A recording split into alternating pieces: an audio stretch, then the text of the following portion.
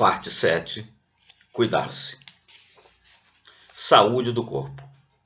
O conceito de saúde é cada vez mais holístico. Saúde, hoje em dia, compreende corpo, mente e alma. Quanto ao corpo, o Espiritismo nos esclarece que nosso invólucro material tem prazo de validade. Deve durar até o momento de nosso desencarne. Ele nos é dado por empréstimo, pois será devolvido à natureza quando morrermos, para que tenhamos condições de experimentar e agir adequadamente em nossa jornada na Terra em busca de sabedoria. E precisamos zelar para que chegue até o momento do desencarne em boas condições. Hoje em dia, todos temos uma boa noção do que faz bem e do que faz mal ao organismo. Ou alguém não sabe que cigarro, drogas, álcool, sedentarismo e má alimentação prejudicam a saúde? Que exercícios físicos e dieta balanceada aumentam a expectativa de vida? Quando trabalhamos em excesso e descansamos pouco, ou quando não fazemos nada e descansamos muito, estamos comprometendo a saúde de nosso corpo. Se comemos demais, fumamos, abusamos do álcool, usamos drogas ou machucamos nosso corpo de qualquer outro modo, estamos destruindo o nosso principal instrumento, agindo em desarmonia com as leis divinas. É o chamado suicídio involuntário, quando, sem intenção, antecipamos a morte por causar danos ao nosso organismo. O corpo não aguenta ser tão maltratado e morre antes do prazo que seria adequado à nossa encarnação. Com a falência prematura da matéria, há o desencarne e o espírito perde, assim, a chance de aprender conceitos que seriam valiosos e necessários ao seu desenvolvimento. Temos a obrigação de cuidar de nosso corpo, mas sem apego, paixão ou vaidade. Nosso corpo, sem dúvida, é valioso e deve ser tratado como um importante viabilizador de crescimento moral, intelectual e espiritual. Apenas isso, tudo isso. Cuidamos do que amamos, amamos do que cuidamos. Leonardo Boff. Saúde mental. Num passado não tão distante, pessoas que tinham alguma sensibilidade ou distúrbio espiritual eram tomadas por doentes mentais. Eram internadas em manicômios porque escutavam ou ouviam seres que ninguém mais escutava nem via, porque conversavam com eles. Muitos desses considerados loucos eram apenas médiums. Interagiam com pessoas como você e eu, só que desencarnadas, espíritos. E por vezes esses médiums ficavam mesmo fora de seu juízo por conta de obsessões que, não sendo compreendidas, não eram adequadamente tratadas. A saúde mental depende de constante atenção e asseio dos pensamentos. É claro que quando o caso é de fato patológico, o tratamento médico é indispensável. Mas quantos de nós não nos deixamos levar para o perigoso caminho do desequilíbrio mental por fraqueza ou, sobretudo, ignorância?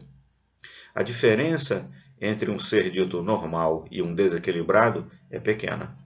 Pensamentos descuidados nutridos por desconfiança, inveja, tristeza, ciúme, desejos exagerados, ódio, maniqueísmo e pelas mais diversas paixões podem nos tirar do eixo. O que fazer então? O Espiritismo nos recomenda a atenção. Façamos uma autoanálise criteriosa e prestemos atenção a quem somos, o que pensamos, o que falamos, como agimos. Busquemos entender por que cometemos atos ruins, por que cultivamos pensamentos negativos, por que nos aborrecemos à toa e por que ficamos agressivos. Quando cuidamos de nos observar, quando nos avaliamos com honestidade e reconhecemos nossas angústias, reduzimos os riscos de cairmos em desequilíbrio. Conheçamos e respeitemos a nós mesmos. Não nos enganemos, não nos entreguemos à ilusão. Assumamos o compromisso de dirigir a nossa vida. O autoconhecimento é, na verdade, o caminho para o autoaperfeiçoamento, e o autoaperfeiçoamento é o caminho rumo à evolução moral e intelectual. Lembremo-nos sempre do famoso aforismo grego em Delfos. Ó homem, conhece-te a ti mesmo e conhecerás os deuses e o universo. Homem poderoso é aquele que tem poder sobre si mesmo. Sêneca. Saúde espiritual. Quando vigiamos nossos pensamentos e atos, quando buscamos pautar nossa vida pela lógica e pela justiça, quando nos cercamos de pessoas que buscam o bem e cultivamos um ambiente harmonioso, estamos cuidando de nossa saúde espiritual. Somos o que pensamos e, por similaridade, atraímos o que somos. Para que permaneçamos equilibrados e protegidos de influências negativas, precisamos nos manter atentos e, sobretudo, comprometidos com o bem. Para ajudar nesse exercício constante, muitos de nós recorrem à prática religiosa. Ninguém é obrigado a ter religião, é claro, mas é fato que quando nos reunimos em um local cujo objetivo é falar de Deus e de amor, quando nos reunimos para pregar a bondade e a caridade, educar e inspirar, saímos mais fortalecidos para os desafios do dia a dia, emanando confiança, fé, boa vontade e alegria, e, consequentemente, atraindo apenas o que nos é benéfico. Quem não frequenta um lugar desse tipo, porém, pode encontrar a paz onde estiver, por meio da reflexão e da prece. Um espírito saudável é um espírito sem amarras, que não está preso ao ódio, à desconfiança, ao pesar, ao remorso, à saudade, à angústia e à posse. É um ser livre para viver a paz, o bem, o belo e o amor. Tem sossego e tempo para se dedicar ao aprimoramento de si mesmo e ao auxílio do próximo. Este livro, modestamente, tem a pretensão de nos ajudar a cuidar melhor de nossa vida. E esse zelo inclui a manutenção da saúde do corpo e da mente, mas, acima de tudo, da saúde espiritual. Corpo, mente e espírito harmonizados são um só. Busquemos essa harmonia. Às vezes, na vida, nos sentimos acorrentados, sem sabermos que temos a chave. Platão. Álcool, fumo e outras drogas. Todos sabemos que as drogas, legalizadas ou não, fazem muito mal ao corpo. Mas o que talvez nem todos saibam é que, além de prejudicar o corpo, as drogas podem nos trazer companhias nada agradáveis. A literatura espírita cita casos de dependente de álcool ou drogas em que se nota junto ao encarnado dependente outros tantos desencarnados igualmente viciados. Eles como que grudam no encarnado e o incentivam ao consumo dessas substâncias. Os desencarnados não têm mais o corpo físico como instrumento, mas, quando o encarnado faz uso desses entorpecentes, eles conseguem absorver algo. Não a droga em si, mas parte da sensação, do êxtase, que os faz delirar como quando estavam na Terra e consumiam a substância intoxicante. Com essas companhias incentivando o encarnado a consumir mais e mais, e o tempo todo, fica mesmo difícil largar o vício. Nesses casos, além do tratamento médico, pode ser útil um processo de desobsessão. Mas também aí o encarnado tem que cooperar. Ele precisa querer largar o vício e mudar de vida. Sem isso, será praticamente inútil tentar a desobsessão. O obsessor dependente de drogas pode até se convencer de que deve se tratar, mas, se o encarnado continuar no vício, outros tantos viciados desencarnados a ele se juntarão. Afinidade é tudo. Um alerta. Entorpecente é tudo que embota nossos sentidos, tudo que nos tira o raciocínio justo. Assim, até mesmo a tão popular cerveja é entorpecente. Achamos que cerveja não faz mal, mas o que faz mal são drogas pesadas e bebidas destiladas. Repensemos. Maridos embriagados por cerveja batem em suas esposas e quebram tudo em casa. Nessa mesma condição, pais distratam e magoam os filhos, jovens morrem e matam em acidentes de carro, transeuntes perdem o senso de direção e são atropelados. Alterados pela cerveja, alguns cometem violência sexual. Seu consumo nos tira do prumo, nos altera o raciocínio e nos priva dos limites de que precisamos para viver em sociedade. De inocente, a tal cervejinha nada tem. Evitemos, portanto, os excessos de todo tipo. A embriaguez é uma insanidade voluntária. Sêneca. Depressão. A depressão afeta cada vez mais pessoas em todo o mundo. É um mal sorrateiro que se aloja e derruba homens e mulheres, jovens e velhos, ricos e pobres, religiosos e agnósticos. Para refletir sobre o assunto, analisemos alguns aspectos abordados na filosofia espírita que podem contribuir para evitarmos a doença ou para nos fortalecermos durante o tratamento. Pensamentos e ações. O Espiritismo nos instrui a cuidar de nossos pensamentos e ações, porque atraímos gente que age, gente que pensa e age como nós. E essas companhias, tanto encarnadas quanto desencarnadas, nos influenciam e por nós são influenciadas. Que tipo de companhia você quer ter? Para que atrair boas companhias? Para atrair boas companhias, precisamos manter bons pensamentos, falas e atos. Visão e objetivo. Se temos um objetivo na vida, tudo fica mais interessante. Qual é a sua meta na vida?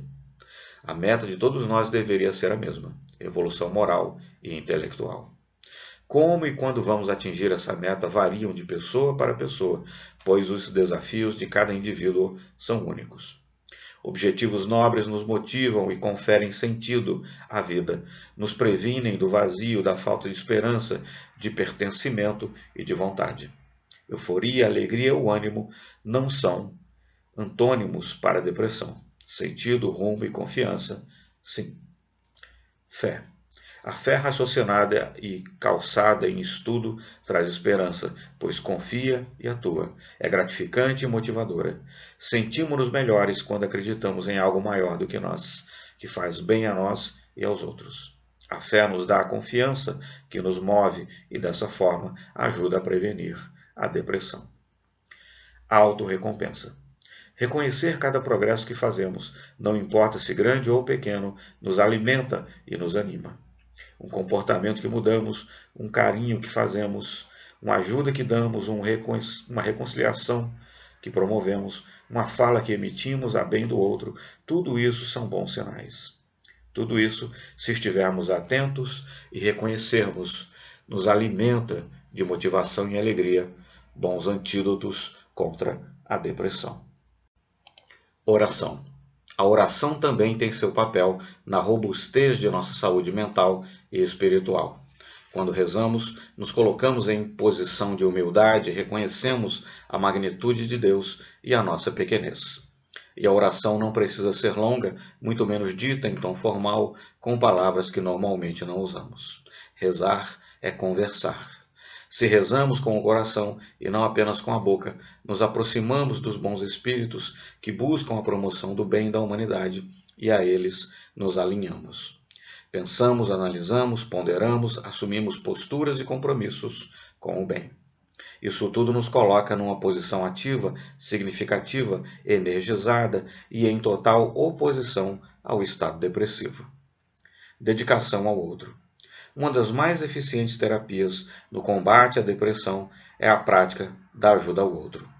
Mas como ajudar quando sou eu quem precisa de ajuda? Quando nos dedicamos ao outro, nosso tempo fica curto e nosso problema também. Temos que pensar no que fazer para o bem-estar e o conforto alheios e assim tiramos o foco da nossa dor para consolar o outro, que pode até estar sofrendo mais do que nós. Essa relativização de nossos problemas é valiosa, pois coloca as coisas sob nova perspectiva. Não temos tempo para sentir pena de nós mesmos, nem para ficar remoendo nossas dores e nossos desafetos, pois temos que nos empenhar em achar uma saída para os problemas alheios. Ao tomarmos contato com outras realidades e outras dores, passamos a ter outras referências, analisamos a vida de outro modo, mais imparcial, generoso, completo e rico. Isso toca fundo nossa alma e nos modifica. Está explicado porque quem se dedica a ajudar os outros está sempre feliz. Boas companhias. É fácil compreender por que a proximidade de bons espíritos nos é benéfica. Onde você fica mais tranquilo? Na companhia de familiares e amigos queridos e equilibrados que querem o seu bem, ou na companhia de pessoas dominadas pela destemperança, pelo sarcasmo, pelo despeito, pelo rancor, pela inveja e pela violência? Escolha bem suas companhias encarnadas e desencarnadas. Gente do bem melhora nosso humor, nos dá paz, perspectiva, boa intuição e esperança, exercendo influência positiva na nossa saúde mental e emocional. Humildade. O ego inflado também pode ter papel relevante na depressão. Ter pena de si mesmo é, além de inútil, sinal de ego inflado. Quem tem pena de si mesmo se acha injustiçado, acha que merece mais do que tem e talvez não se esforce para mudar as coisas. Como nada vem sem esforço, não recebe o que acha que merece e seu ego se melindra. Daí vem a frustração, a revolta e, para alguns, a depressão.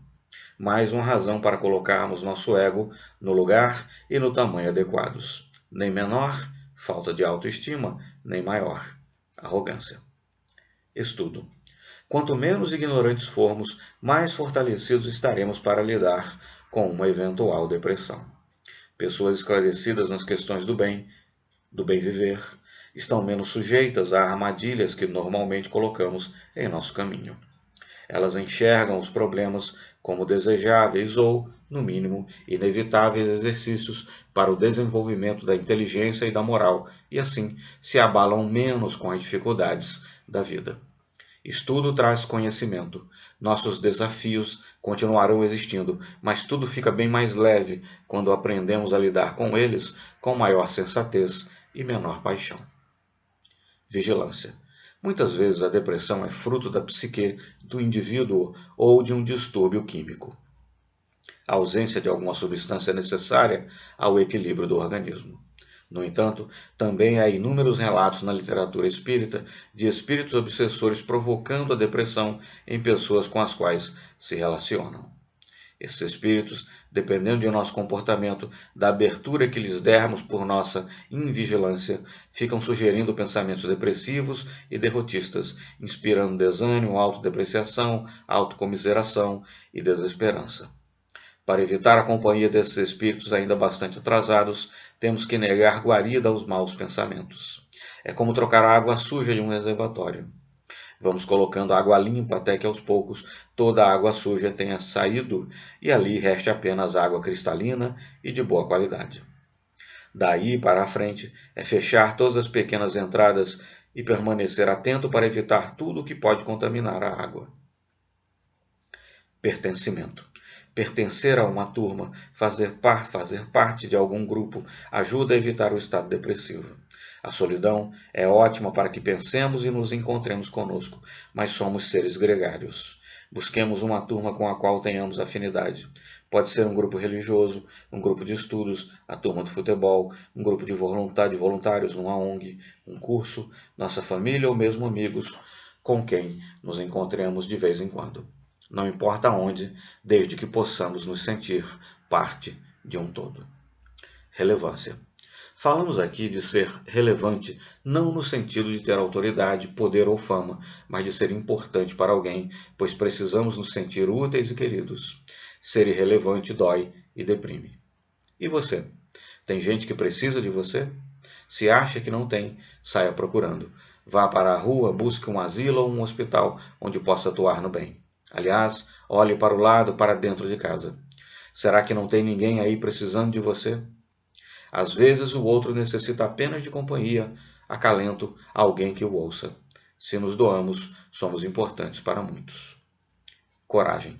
Nossa vida é uma sequência de desafios que, por vezes, se nos apresentam como problemas complexos, graves. E é assim mesmo que tem que ser. Encarnamos para evoluir mais rapidamente e os problemas são os grandes aceleradores desse processo. Ao nos depararmos com uma dificuldade, devemos agradecer a Deus porque sempre, mais cedo ou mais tarde, ao sairmos do problema, estaremos mais sábios. Essa postura mental acalma e nos ajuda a encarar melhor o que vem pela frente. A depressão comumente requer tratamento com farmacoterápicos. O Espiritismo jamais recomenda abandonar quaisquer tratamentos médicos, mas seguramente quem pautar sua vida por posturas adequadas, saudáveis e nobres, como essas listadas aqui, estará muito mais fortalecido em seu processo de restabelecimento da saúde mental, espiritual e física. Quando tudo estiver indo contra você, lembre que o avião decola contra o vento e não a favor dele. Henry Ford. Comer com moderação. Se comemos além do que é necessário para manter nosso organismo, o que acontece? O excesso é armazenado na forma de gordura para um eventual período de escassez de alimentos. Mas isso não faz mais sentido para o homem contemporâneo que vive em países que não estão em guerra, sofrendo catástrofes climáticas ou onde impera a miséria. Para esses bilhões de pessoas, não há escassez de alimento, há abundância. Se consumíssemos apenas aquilo que o nosso organismo necessita, o que aconteceria? E se comêssemos a metade do que comemos atualmente, todo mundo, no mundo todo? O que aconteceria com a terra usada para plantio? O que aconteceria com a produção de tratores e com a produção de óleo diesel usado nos tratores e nos caminhões utilizados no cultivo e no transporte das safras? O que aconteceria com o gado, os porcos e as galinhas de granja se comêssemos todos menos filés, menos hambúrgueres, menos frango frito, menos ovos, queijos, linguiças e frios? O que aconteceria com a população de atuns e salmões selvagens se comêssemos menos sushis? E com a nossa saúde? Comendo menos, seríamos menos obesos, teríamos menos problemas de locomoção, de coluna, menos dores nos joelhos. Menos gente precisaria se tratar de diabetes, hipertensão, colesterol alto e outras cardiopatias. Haveria menos gente precisando dos recursos hospitalares. Nessa nova realidade, o que aconteceria com os custos do sistema de saúde? E como seria a nossa velhice se todos comêssemos metade do que comemos hoje? Seria mais saudável e mais feliz?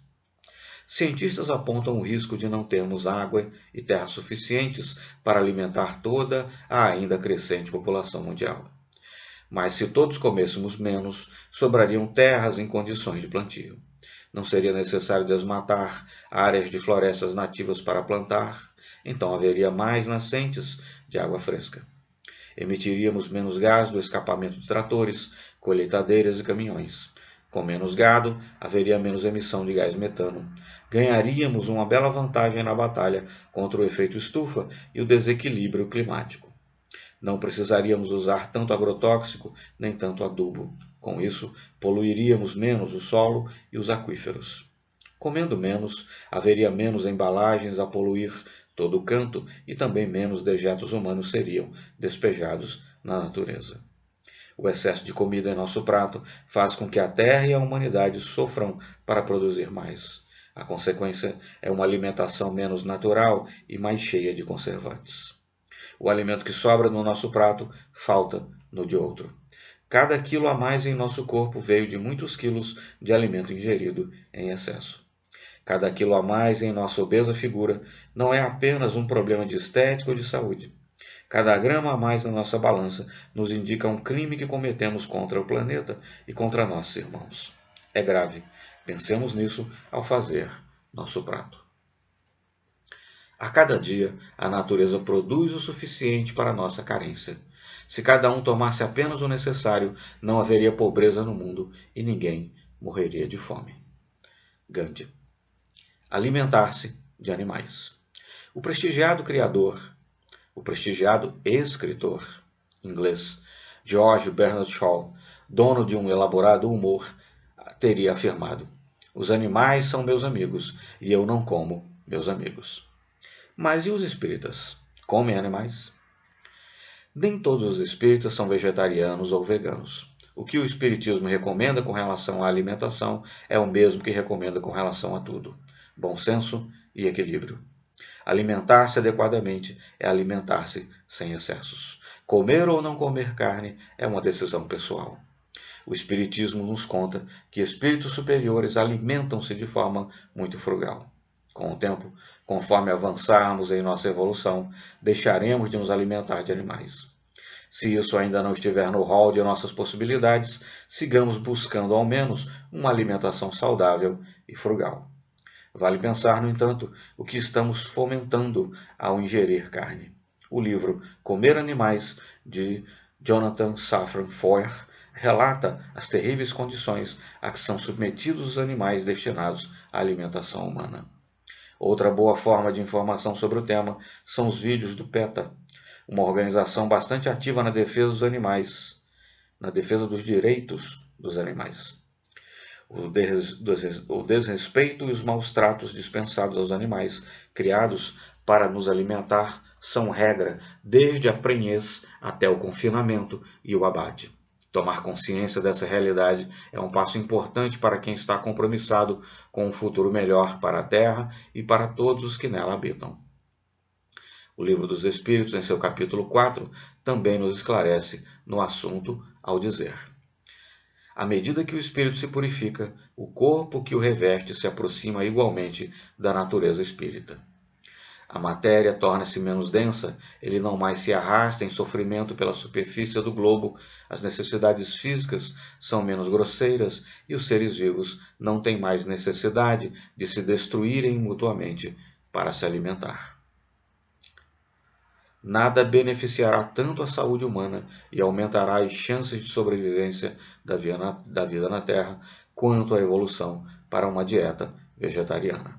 A ordem de vida vegetariana, por seus efeitos físicos, influenciará o temperamento dos homens de uma tal maneira que melhorará em muito o destino da humanidade. Albert Einstein. Sono e sonhos. Nosso organismo precisa de sono, de períodos de descanso para se restabelecer do desgaste sofrido durante o estado de vigília. Mas e o espírito? O espírito, que não é feito de matéria, não se desgasta e não se cansa como o corpo físico. Então, durante o sono, enquanto o corpo dorme, o espírito vaga. E para onde vamos? Vamos para onde queremos, pois temos o livre-arbítrio. Vamos para onde nos interessa ir. Alguns se encontram com amigos, têm aulas com espíritos mais evoluídos, discutem seus problemas cotidianos, estudam e aprendem. Outros vão trabalhar, realizar atividades nobres a bem de outros. Vão acalmar, aconselhar, levar o bálsamo de sua amizade, de seu carinho e de seu amor a quem não está bem. Levam esperança a quem está em desespero. Mas há também um terceiro grupo, daqueles menos compromissados com sua melhora. Esses, na melhor das hipóteses, vagam à toa. Não raro, exatamente por estarem sem objetivo sem rumo, tomam parte em discussões, entram em disputas que não lhes cabem, atiçam, brigam, odeiam e revidam. Fazem isso porque têm inveja, ciúme e por acreditar que o mal causado ao outro é de seu interesse. Na verdade, agem assim por ainda não saberem como agir melhor, por não saberem o que de fato lhes convém. Ignoram. Já outros, moralmente atrasados, porém inteligentes e mais organizados, poderão se unir a outros iguais a eles para planejar ações hediondas. Nesse assunto, uma dica preciosa que os espíritos mais evoluídos nos dão constantemente é: antes de adormecer, buscar elevar nosso pensamento. Basta, ao nos deitarmos, fazer uma prece pedindo a Deus ou ao nosso espírito guardião, ou mentor espiritual, que nos leve para bons lugares e nos proporcione boas experiências durante o sono. Basta que nos coloquemos à disposição para ajudar, aprender e agir no bem. Quando nos sintonizamos com as boas companhias espirituais durante o sono, temos a oportunidade de visitar as chamadas colônias espirituais para desenvolver nosso aprendizado ou mesmo ajudar em alguma missão de auxílio. Essas viagens que fazemos em espírito nos ajudam muito. Já reparou que às vezes acordamos muito felizes e leves, mas em outras acordamos muito cansados? E por que será que isso acontece? O motivo para essa noite de sono turbulenta pode ser algo muito concreto que aconteceu nas horas de vigília. Uma briga que tivemos antes de dormir, um filme na TV que nos impressionou, ou mesmo uma refeição pesada. Mas outras vezes a explicação está em experiências espirituais que tivemos durante o sono. E quanto aos sonhos? Estivemos mesmo onde e com quem sonhamos? Depende. Por vezes o sonho é uma lembrança de algo que ocorreu no plano espiritual, mas acontece também de não passar de descarga mental, uma fantasia da mente sem nada a ver com a realidade. Então, ainda hoje, antes de dormir, não nos esqueçamos de elevar nossos pensamentos a Deus, fazer uma prece e nos prepararmos para uma noite reparadora. Bons sonhos. Não há dor que o sono não consiga vencer. Honoré de Balzac.